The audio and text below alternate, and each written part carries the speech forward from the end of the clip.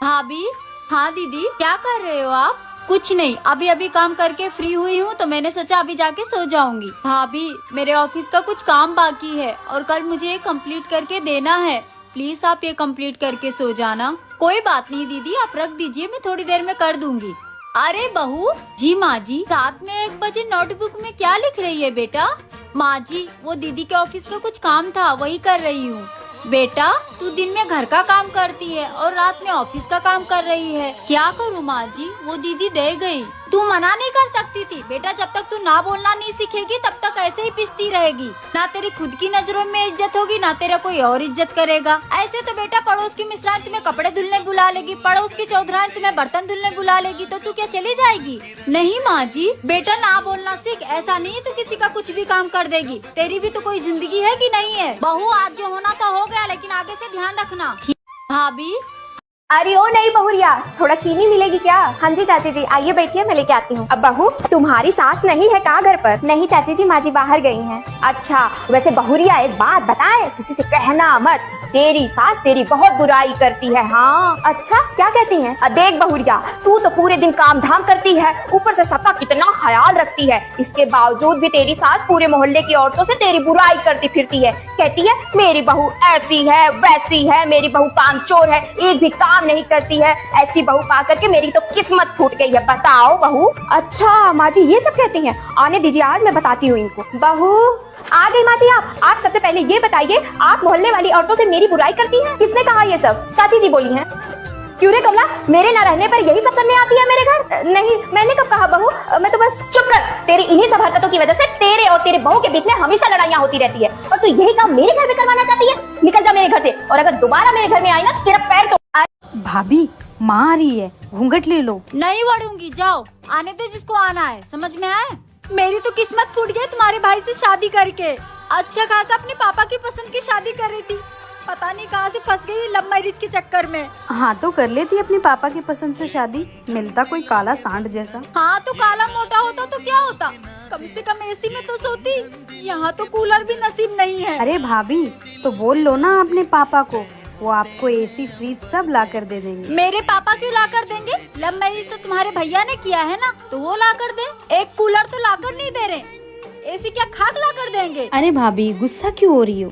भैया ने हार लाया था, उन्होंने बोला था कि आपको दे दो। जाओ पहना दो जिसको पहनाना है ननद जी, मुझे नहीं पहनना है ये। अरे अरे, अब घूंघट क्यों ले रही हो? हाँ तो तुम्हारे भैया जैसी नहीं हूँ मैं, एक संस्कारी बहू हूँ। संस्कारी या लड़ाकू? अगर पति तुम्हारे भैया जैसा हो ना तो झगड़ना ही पड़ता है। अरे तू फिर से आ गई खर्चा बढ़ाने? भाभी, मैं तो माँ से मिलने आई हूँ। माँ से मिलने आई है ना, तो चुपचाप माँ से मिलकर चली जाना, वरना मुझसे बुरा कोई नहीं होगा। मम्मी, कैसे हो आप? अरे बेटा, तू कब आई? बस मम्मी, अभी आई हूँ। तो कुछ दिन रह के जाएगी ना? नहीं माँ, मैं यहाँ नहीं रुक सकती हूँ, ससुराल में बहुत सारे काम है। और आपकी तबीयत कैसी है? बेटा तबीयत तो ठीक है, पर दवाई लाने के पैसे नहीं है। मम्मी, मैं आपके लिए पैसे लेकर आई हूँ, ये लो। अच्छा, तो तबीयत खराब होने के बहाने बेटी को बुलाकर पैसे दिए जा रहे हैं? दो मुझे। अरे बहू। मम्मी, अगर आपको यहाँ पर ज्यादा परेशानी हो रही है तो आप मेरे साथ चलो, मेरे घर। नहीं बेटा, मैं नहीं जा सकती। तेरी जैसी एक बहू भी है मेरे घर, जो मेरा बहुत ध्यान रखती है, और उसे छोड़ के कैसे जा सकती हूँ मैं तेरे साथ? और वैसे भी बेटियों के घर माँ नहीं जा सकती। ठीक है माँ, तो मैं चलती हूँ फिर। ठीक है बेटा, अपना ध्यान रखना। मम्मी जी, मुझे माफ कर दीजिए। कोई बात नहीं बहू।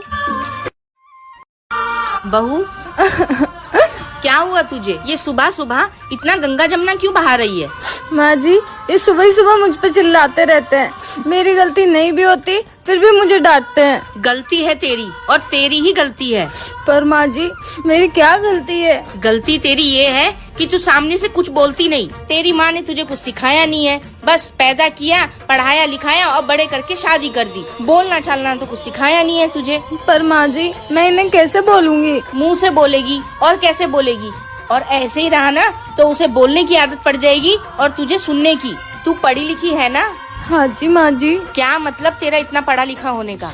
आग लगा दे इन सारी डिग्रियों को। तेरे साथ गलत होने पे तू कुछ बोल ही नहीं सकती। माँ जी, मैं नहीं सुनूंगी आज के बाद इनका गलत, मैं बोल दूंगी इनको। हाँ तो क्यों सुनना, तू कोई बेचारी थोड़ी है, तू तो मेरी बहादुर बहू है।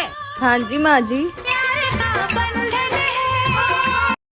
भाभी, आपने अभी तक मेरे कपड़ों को इस्त्री क्यों नहीं किया? वो दीदी कल इस्त्री वाला नहीं आया था। अगर इस्त्री वाला नहीं आया तो क्या हुआ? आप मेरे कपड़े इस्त्री नहीं कर सकती क्या? वैसे भी घर में बेटी बेटी करती क्या हो? दीदी अगर मैं फ्री बैठती हूँ तो घर के कपड़े कौन धोता है, झाड़ू पोछे कौन करता है और घर का खाना कौन बनाता है? प्रियंका, ये क्या तरीका है अपनी भाभी से बात करने का? मैं सही बोल रही हूँ भैया। और वैसे भी भाभी आप जो काम करती हो ना वो मैं 2 मिनट में करके हट जाती हूँ।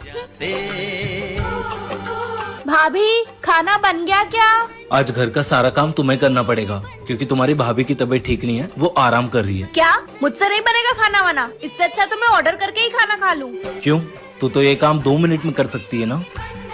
जो औरत अपनी जिम्मेदारियां निभाने के लिए अपने माँ बाप से दूर हो सकती है, तो उसके बारे में ऐसा कैसे सोच सकती है? क्या तेरे ससुराल में भी यही सब होता है?